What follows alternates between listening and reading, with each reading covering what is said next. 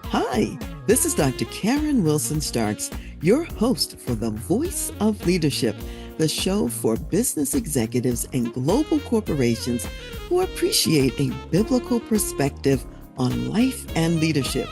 You are listening to our Fab 500 series featuring some of the best of our 500 episodes and celebrating the 30th year of TRANSLEADERSHIP, Inc.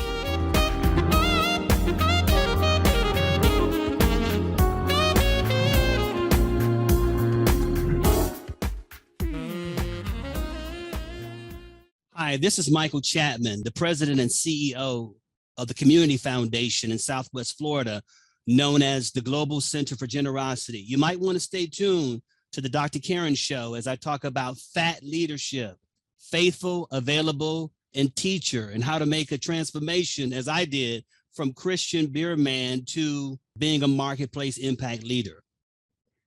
My guest today is the CEO of an organization that helps the generous of spirit to transform their communities for the greater good. Today, I am speaking with my special guest, Michael Chatman. He is the Chief Executive Officer of the Community Foundation, the Global Center for Generosity, located in Southwest Florida. Michael received a Bachelor of Arts degree in political science from Missouri State University, a Master of Arts in philanthropy from St. Mary's University of Minnesota, and a certification in entrepreneurship from Harvard Business School. Nonprofit Times Magazine has recognized Michael Chatman as one of the most influential philanthropic leaders in America.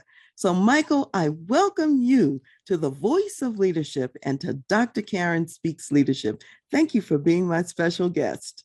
Thank you, Dr. Karen. It's a pleasure to be in harmony with you and share this moment with you. Yes, thank you so much. I love that word, harmony. That's a beautiful way to start, Michael. That's great. You know, people might not know, Michael, much about the Community Foundation. So let's start there.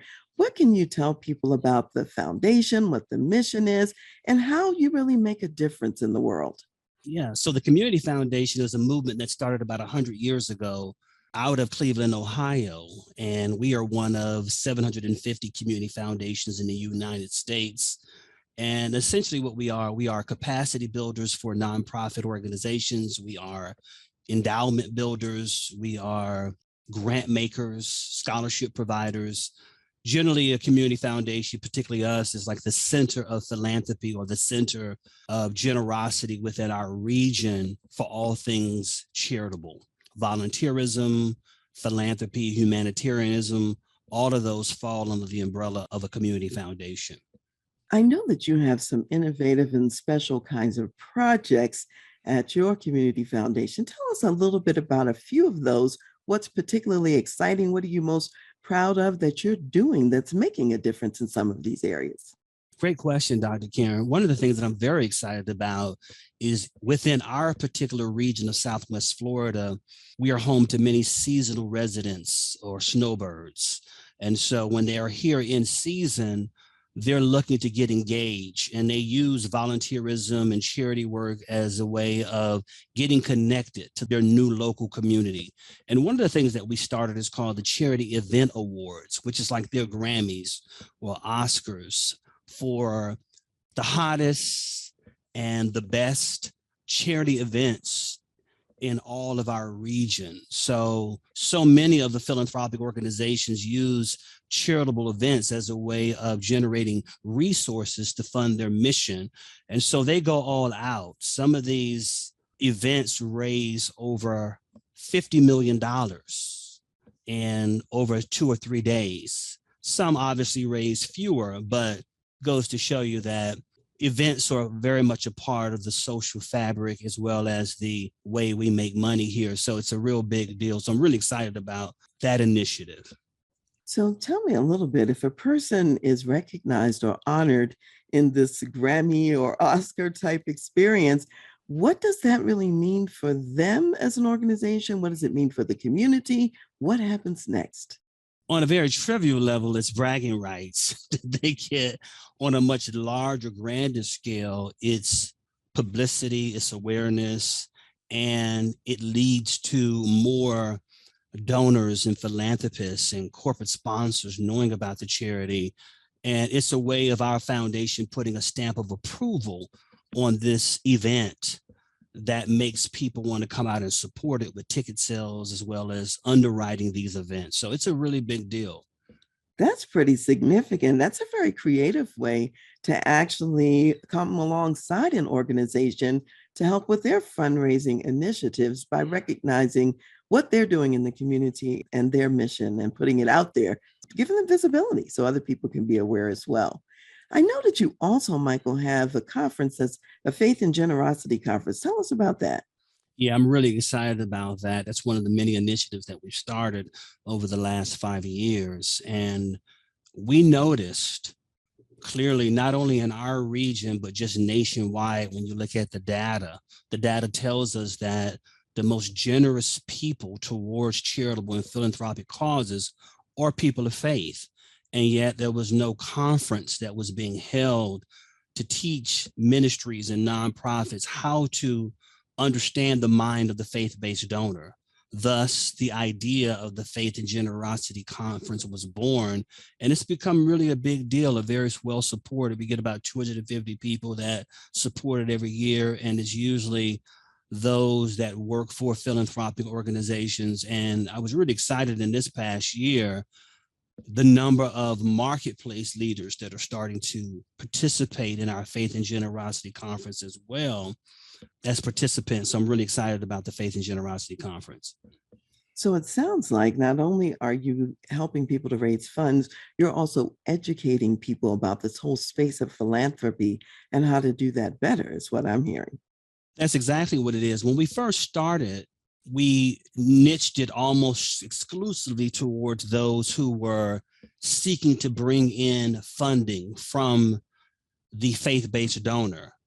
Now that we've been doing it for a few years, I've been excited about the fact that more and more donors, the philanthropists who identify as faith-based, as Christian, as spiritual donors, have raised their hand to say, I'm willing to come from out of hiding and actually go to this event and share my knowledge, not only as someone who gives, but maybe my insight can really help the CEOs and the executive directors of these charities best understand how to effectively raise money from us to support their mission.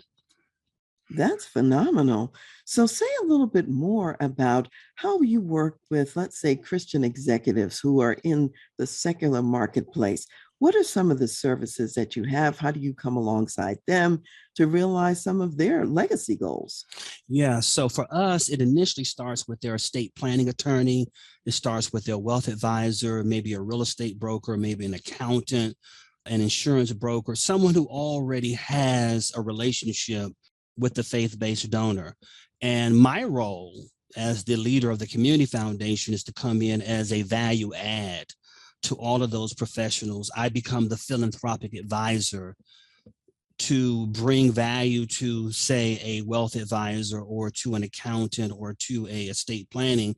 And they're saying Michael Chatman from the Community Foundation, the Center for Generosity, is coming in to be your philanthropic advisor on our behalf to tell you about the various ways of how you might thoughtfully give. So it's a two-part approach, Dr. Karen. One is the technical aspects of all the different ways that they can give through life insurance, through their IRA, through the donation of real estate. And then the other one is the very practical side of it. And that is someone of affluence and enormous wealth who says, I have all this money that my kids are going to inherit. In fact, they don't even know how wealthy we are. And if they knew how much money we had, it would scare them, or they would try to poison me to get it right now. So I need to make sure that I pass on not just the value of my estate, but my spiritual values. I want them to own that as well. And what can we do right now to start preparing them to inherit this money? Actually, I love what you're saying about that because when I think about family businesses, for example, and I think about succession planning, especially, There is preparation and it takes time to pass the baton from one generation to the next. And there's some specific skills about that. And if a person suddenly wakes up and has inherited millions of dollars, have never touched it before, didn't know how to manage it, didn't know what the intention of the earlier generation was, it could be a disaster. People need to learn and be educated in this area as well as anything else that they're planning for. So this is a great service that your community foundation is offering. Yeah, and to put more skin to it and to give a real life example without mentioning the name of the faith-based donor. There's a family I'm working with right now where the mom inherited $850 million, literally $850 million. And she's thinking, how can I get my son more involved in this? Because he is going to be the person that's going to inherit this wealth. So they established a fund or a foundation, a giving fund underneath our umbrella. And the son is very much involved in that. And so we're teaching him principles of grant making and a spiritual approach to wealth management. So it's been good to see how she's able to have this impact while she's still alive, as opposed to him inheriting this money when she's gone. And that could be trouble. Absolutely. And she can have peace of mind that her son knows what to do after she's gone, because that's a very big amount of money to have to manage if you've never done it before. And so often, I know with many families, they leave a great amount of wealth and affluence to the next generation and they just squander it because they really don't know what to do. And what a waste when you think about the blood, sweat, and tears and the vision of the generation before. So actually, this is very much needed. And that's a great story and a great example of why it's needed in a sense. So thank you, Michael, for sharing that. Now, Michael, I know that you haven't always been in the nonprofit sector, and we'll come to that in a second, but I know you were also, just like my listeners, you were a corporate executive as well. I don't know all the corporations you were in, but I know you were in Anheuser-Busch as one of them, which kind of seems interesting. So I want you to tell us a little bit about your journey as a corporate executive and a little bit about where you were, what you did, and what you learned there. Yeah, there were so many lessons learned when I was at Anheuser-Busch because it served as the backdrop for all the formative years of my corporate development. I was there for 18 years with this one company. And as we jokingly refer to off air, I was the Christian beer man. That's what I was affectionately known as, the Christian beer man. But I entered into it very young and I started off in sales. And then I moved over to the area of corporate responsibility.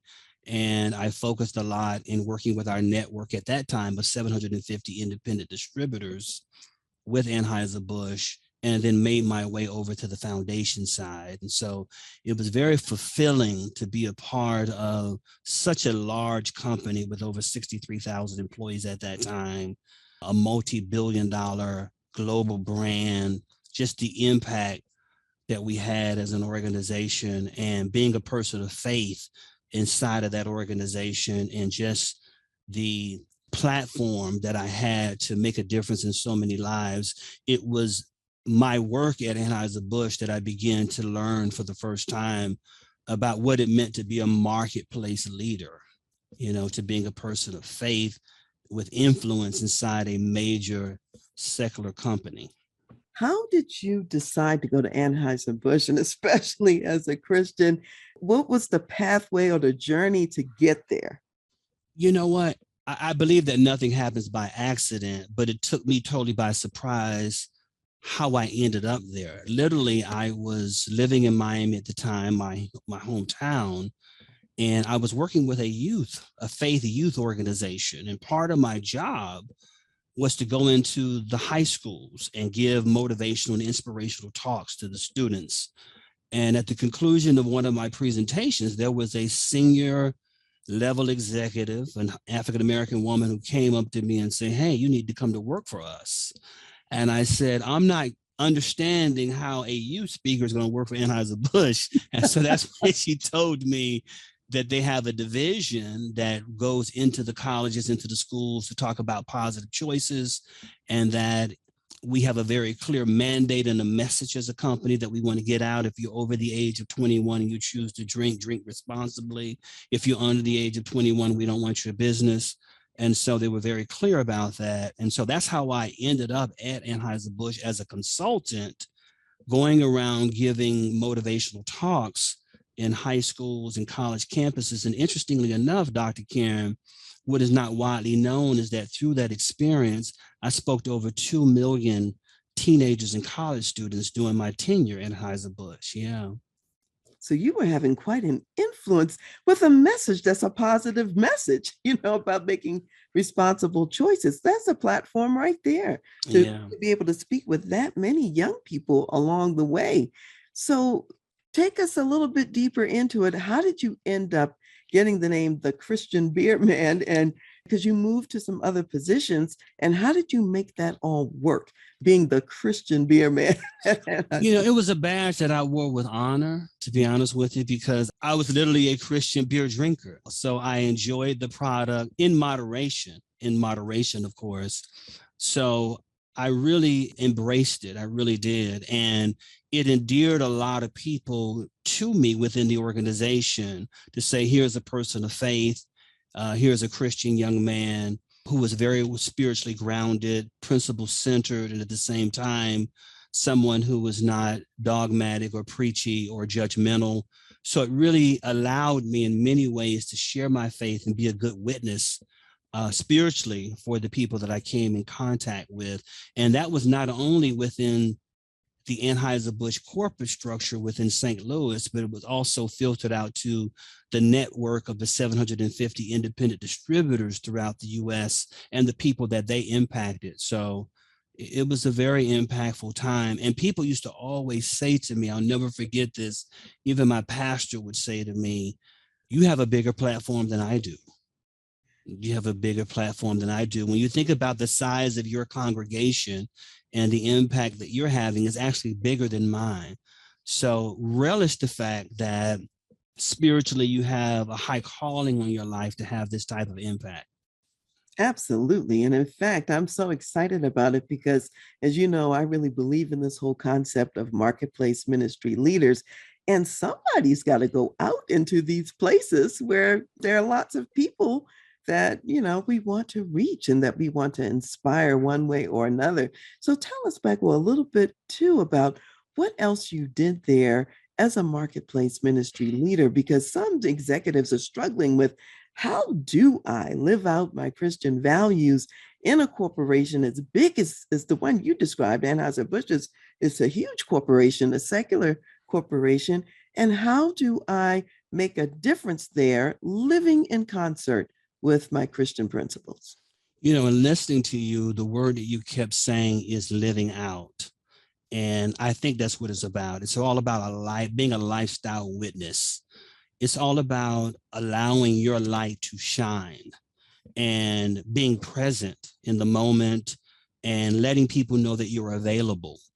I'll never forget, and I won't be able to mention the name of the person on your show, but just to kind of give you an idea, I was working with a gentleman who at that time was considered to be the wealthiest independent wholesaler or distributor in the whole Anheuser-Busch network, multimillionaire many times over. And every year, this family would bring me in to speak into about 15 different schools every year. So I would be there over days, sometimes a week or even 10 days. I would have to stay over the weekend because I would do like maybe 3 schools per day. And I literally watched their daughter grow up and all the challenges that they were having, because at the time she was in high school and she got in trouble. And I was one of the first individuals that they called. And the family flew me in from Miami outside of me being there just to be able to have a presence and to be able to minister to them at a time of crisis. So I think it's just a matter of being available and earning trust. It's not about preaching or quoting a bunch of scripture. It's just really about being available and living the life that when those moments come, they know that they have a true friend that they can count on. That is just so priceless. And I think it's the most impactful thing that we can do in the marketplace. And I can certainly attest that people have come to me at certain times of crisis, even this week in the crisis that was going on with the shootings and so on and so forth. I'm in a business meeting where they know I'm a Christian, so they asked me to pray about the situation.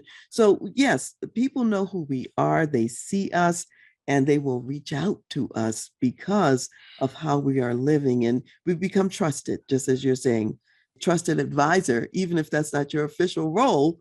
It's an unofficial one that you certainly take on in these situations. So thank you. Thank you for sharing that, because I hope that's going to inspire some other marketplace ministry leaders about what they can do and the impact they can have. Because you've talked about huge impacts of different audiences and different people whose lives that you touched and were able to give a word of encouragement and inspiration along the way. So that's just phenomenal, Michael. Thank you for the work that you did there. And what take us to the bridge of how you got from being the Christian beer man into that nonprofit sector, because I know you were working with the foundation at Anheuser-Busch, and of course you get to see a little bit about the philanthropic side from the for-profit industry as well. So tell us about how you got into the nonprofit world. Yeah, so after Anheuser-Busch was sold to a foreign company called InBev out of Belgium, our department, corporate social responsibility, was downsized. And so I took a package, I left the company early, and not knowing what to do next, interestingly enough, I started a radio program called the Michael Chatman Giving Show. And I was on radio and I was giving on there weekly. And a gentleman on the radio program called in and said, hey, if you ever want to get into the philanthropic space, I heard you mention that you worked for Anheuser-Busch. We're in Missouri as well. And if you want to come back to Missouri at any time, I would love for you to be my vice president of philanthropy. Even though I knew of social responsibility and philanthropic work from Anheuser-Busch, it was still somewhat different what he was offering. So it happened to be, Dr. Karen, in the same place where I went to college to get my undergrad. So I took the job. It's called the Community Foundation of the Ozarks in Springfield, Missouri. So I became the number 2 person there.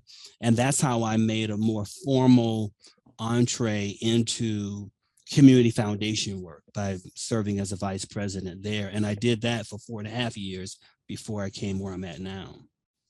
Okay, phenomenal. That's a great pathway. I'm getting this picture that all of these past experiences are preparing you for what you do now. So say a word or two about that. What have you learned on the journey along the way, both on the corporate side and the nonprofit side, that really informs how you operate in your current role? Yeah, everything that I do comes from a spiritual worldview, that I recognize that my life, I'm not here to get anything, but I'm here to let things happen through me. It's the song we learned as a kid, this little light of mine, I'm going to let it shine. So I'm all about how can my life be used in such a way where I could make a difference in people's life. And every step of the way, someone said it this way, to be available, to be faithful, available, and teachable. It's through that acronym, that FAT acronym, faithful, available, and teachable, that I've emerged. And interestingly enough, as we're having this conversation, I'm reflecting on your question, because I'm now hosting a marketplace leader show called Generous People on television regionally. So we reach about 610,000 households within our area. And I never sought to host a show. I was just going about doing the Faith and Generosity Conference, Dr. Karen, and just doing my work as a CEO, when the regional television person saying, we are starting a marketplace leader show and we want you to host it. And that's what happened. That's amazing. So what I'm seeing in this, several things. I'm seeing that I'm thinking of the Bible verse that talks about we have this treasure in earthen vessels, because as God's earthen vessel, he's pouring out from and through you, but it's coming from him for the purposes that he has in mind. And the treasure that's pouring out of you is God's treasure. So it's very profound. And as he sees you being faithful along each step, he then sends you new opportunities, new resources, or the next thing on the journey. And you may have no idea what it is. may not have thought of it, and yet that door opens. And so that's what I'm also hearing from you as you describe this. I'm reminded of a story, and I'll be very brief with it for the sake of brevity and time. But when Mother Teresa was living, she was interviewed on television. It was one of her last interviews. And they asked her the question, how have you had such a major impact on the world? And she said, I don't know. And they said, there's got to be something that we can quantify that you can say. And she said, I don't know, but I do love people. And that's kind of like the way I try to live my life, just loving people, not trying to oversimplify things. We're here to love God, ourselves, and people. And that's where I find my sense of purpose. Oh, I love that. Say more about that, because this is getting into what I'm sure what's driving your passion, what's getting you up every day in the morning, and what's keeping you going is that sense of loving people every day. So tell us more about that. Well, the way I come from, again, from a spiritual perspective, is the biblical scripture that says, seek ye first the kingdom of God, and all these things shall be added on to you. So my first assignment is just to seek God, and then all those things will be added on to me. So I'm very much driven by this life of generosity. It's not something that I do. It's just not the name of our organization. It's central to my lifestyle. So I wake up every single day saying, how can I be a generous person? How can I let the light of God shine through my life, that others might see God through me, and that they will be touched and transformed? So that's how I live my life, and how I approach my work, and how I build into our team members and our volunteers and our board. So it really is a culture of generosity that we're living out loud in order to attract people, because the end goal is life transformation. Absolutely. So, what about your background, as let's say your growing up background, is related to having this vision of generosity? Maybe you learned it at home, or maybe it was the opposite. I don't know what your background is, but how do you connect those couple of dots? I come from a family of very generous people in every sense of the word. My mom, my grandmother, my sisters, my brother, tremendous family of generosity. So it was modeled. So being the youngest of four children, it was modeled by everyone in my family that to have a giving heart, that a giving heart is a cheerful heart. God loves a cheerful giver. That those values were instilled in me. So that's where I get it from. Well, you are blessed to have Yes, had thank you. that as a Thank you. background. I sort of think about the way that things transfer from one generation to the next, whether it be if the family is a group of singers, or if people are teachers, or whatever it is, it somehow, I even think about how God called different tribes, like the tribe of Judah, to be singing. And those families, they had certain jobs that they did year after year and generation after generation, they would pass it on. And so in your case, your family passed on the generosity aspect. So that's a powerful story to also share with us. Yeah, my mom says I inherited the generosity gene, Dr. Karen.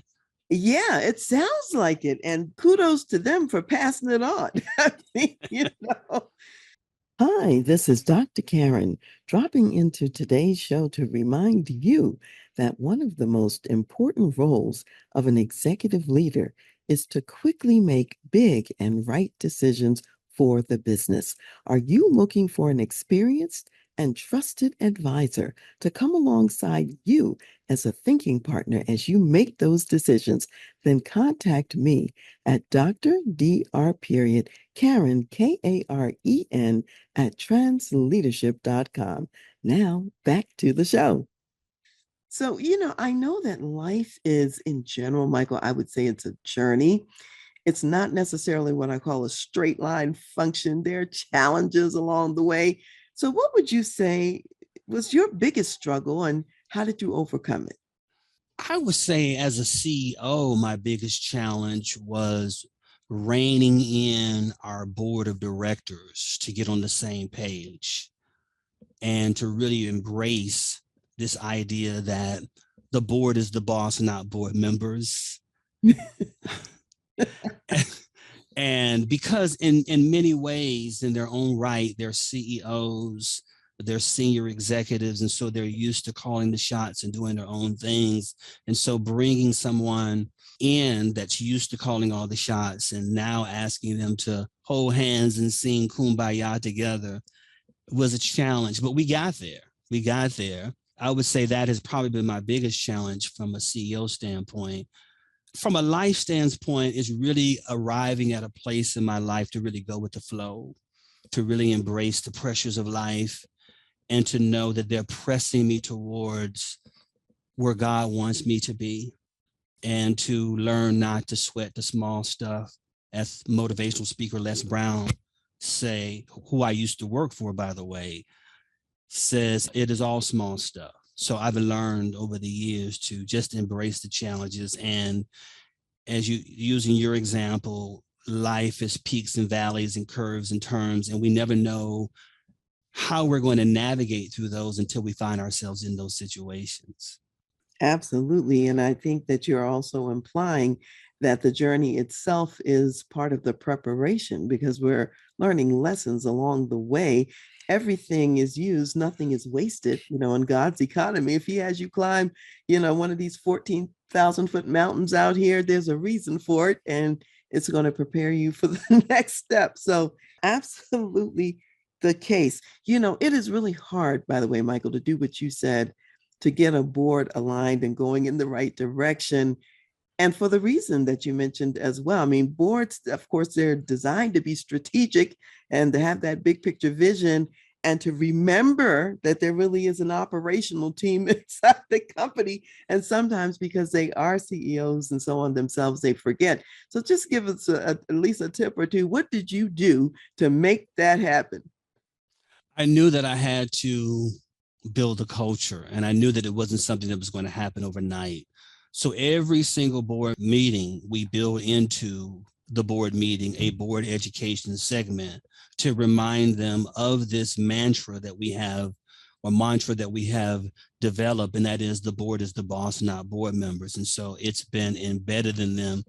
So even when I come to the board meetings now, 5 years later, they go, Michael, we know the board is the boss, not board members. It's on every slide, it's on every email, it's on everything. So it's become ingrained in our culture. The other thing too is that, as you know, we're seated here in Southwest Florida in a city specifically called Cape Coral. And I have been affectionately referred to by my board members as Mr. Cape Calm. Cape Calm. They say, you're like a black hippie. You're just so calm inside. You're so serene inside. I bring that out to say my sense of calm in the midst of storm and challenges has had a calming effect on our board, that I'm not easily rattled by things. And so that's helped to create a calming effect with our board. That's phenomenal. That is great. I love that.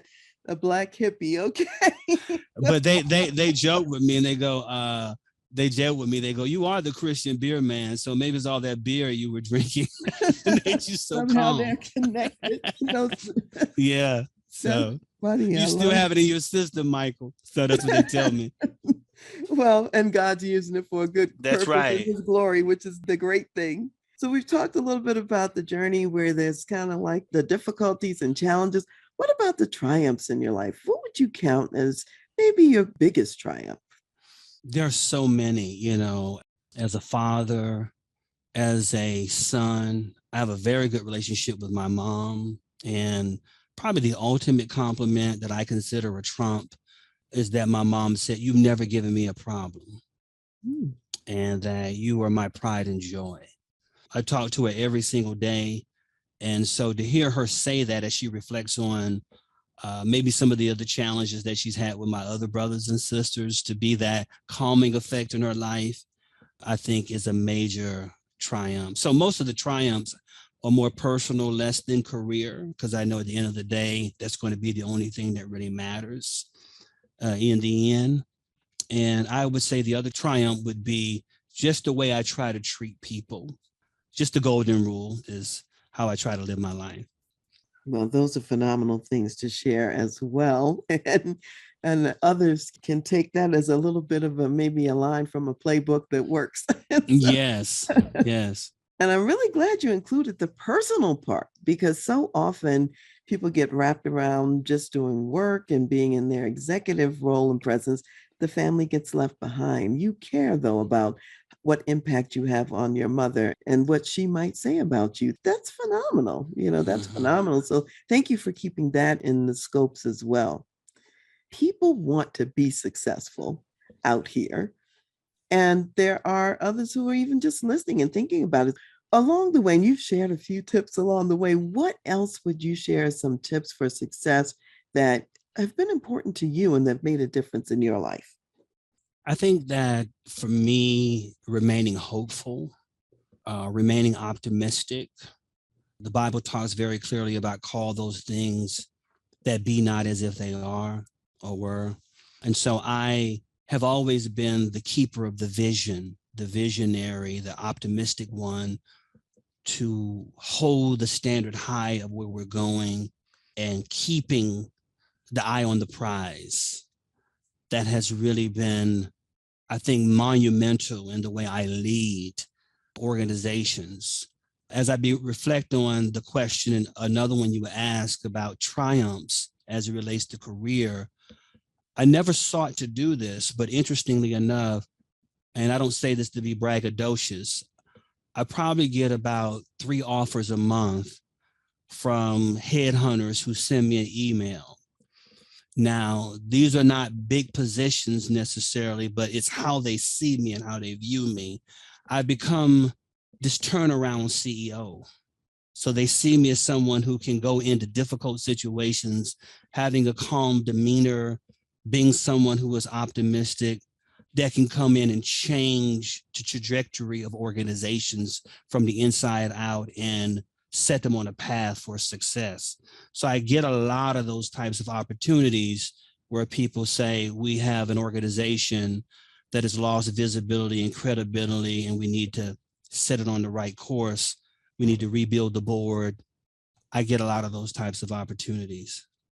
Wonderful. And that's really quite a skill because not everybody has that. And yet the skill is needed in many businesses, Yeah. across the globe, not just in the United States, but everywhere. So, in a sense, you have developed a skill set that as long as you want to be employed, you can be. So, I'll put it that way. The challenge is I don't often want the positions, but they do offer Yes, them. exactly. So, well, the good news is you're where you're supposed to be for now. Yes. And that's really what counts. Sometimes we're not supposed to move to the next thing. I mean, even though we may get offers, God is saying, here's where I want you to be, and that's okay too. So, Michael, what is the legacy that you want to leave personally? And I know you've said a little bit in terms of your mother, your family, but say a little bit more. What's important to you in the kind of way you want to live your life and what I call living leadership legacy? What do you want that to be for yourself?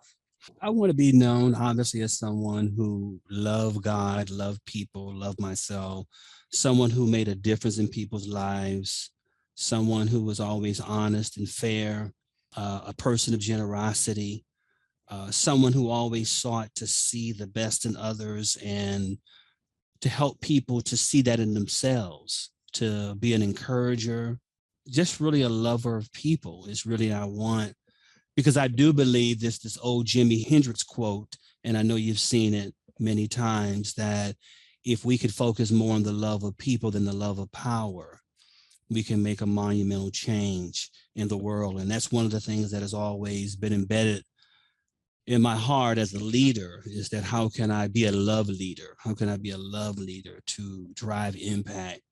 It's the old saying that teachers have become known for: don't tell me how much you know until you show me how much you care. And so I try to focus on that, Dr. Karen. That's a powerful legacy. And I just heard another name for you now, the love leader. Okay. The love leader, yeah. You got all kinds of places where you could be the Christian beer man, the love leader. Oh my goodness. We're just finding all the different corners and places where you're operating. So, Michael, how can people reach you, get a hold of you, find out more about the foundation or other things that you're doing that they may be interested in? Yeah, they can reach me here at the foundation. My phone number is 239-542-5594. Again, that's 239-542-5594. Or they can reach us through our website, which is capecoralcf.org, capecoralcf.org. That's where they can contact me.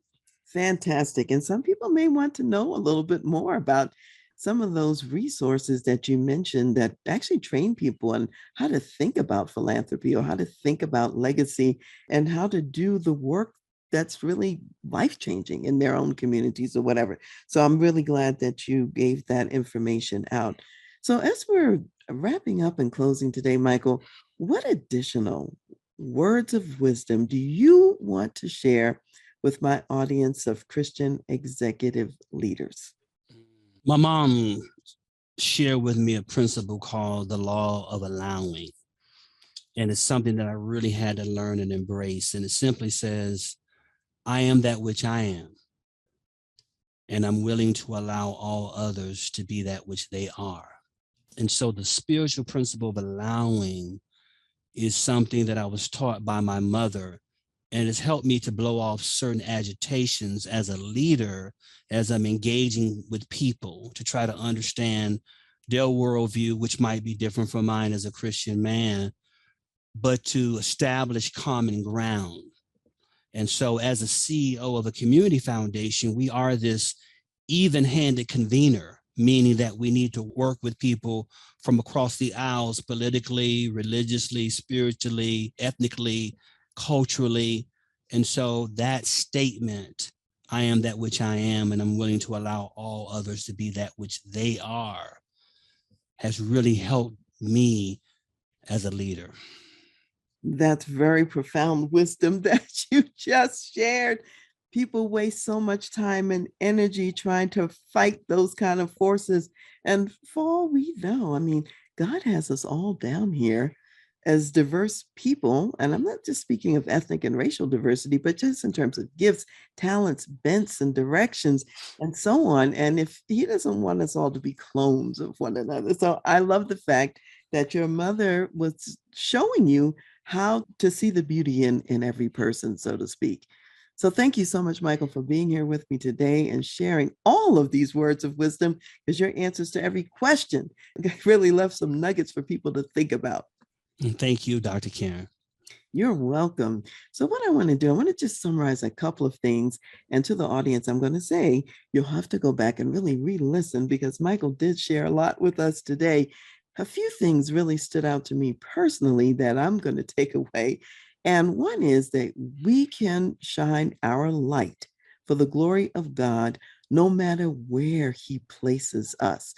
And He needs more of us to go to the unusual places, the Anheuser-Busch's of the world, and to be in the secular marketplace, and to be that person who loves people, the person who practices just, I would say, showing up with the gifts that God gave you for the benefit of others. That's really what it's all about for us as marketplace ministry leaders anyway. So I hope you'll go back and listen to get the more detailed piece of that. But I think if I was summarizing it all, it's about loving people, resourcing people, having that vision for your organization, setting the pace, and reminding them of what it is they're supposed to be doing. Like, the board is boss and not the board members. That's a good reminder that Michael shared with us as well. So as we close today's segment, I want to close today with a reading from the book of Ecclesiastes. And this is from Ecclesiastes, the 3rd chapter, and starting with verse 9. And it says, "What profit has the worker from that in which he labors? I have seen the God-given task with which the sons of men are to be occupied. He has made everything beautiful in its time. Also, He has put eternity in their hearts, except that no one can find out the work that God does from beginning to end. I know that nothing is better for them than to rejoice and to do good in their lives, and also that every man should eat and drink and enjoy the good of all his labor. It is the gift of God. I know that whatever God does, it shall be forever. Nothing can be added to it and nothing taken from it. God does it that men should fear before him. That which is has already been, and what is to be has already been. And God requires an account of what is past. So as you take stock of your life today, think about how you are using the gifts, the opportunities that God has given you. Think also about how you are enjoying the blessings of God that he's also put in your life. And have a blessed week. Hello, this is Dr. Karen, and I want to tell you about my book, Lead Yourself First, the Senior Leader's Guide to Engaging Your People for Greater Performance and Impact. This book is about playing the music that only you can play. Leadership is about more than following clever techniques. You are the instrument of your leadership. People are inspired by you and how you show up. In chapter 3 of the book, which is called Forge Your Own Pathway, I share many experiences of creating a pathway forward when a pathway didn't exist beforehand.